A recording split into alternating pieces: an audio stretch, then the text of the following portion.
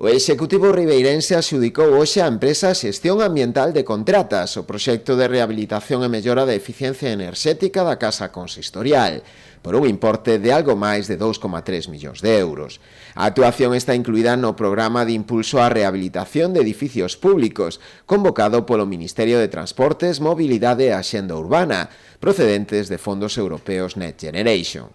A obra pretende mellorar a eficiencia enerxética do edificio mediante a construción dunha galería de vidro perimetral, a modo dunha fachada activa de dobre pel, o que lle permitirá ter un comportamento variable segundo as distintas estacións do ano. Será o primeiro consistorio coeficiente de Galicia.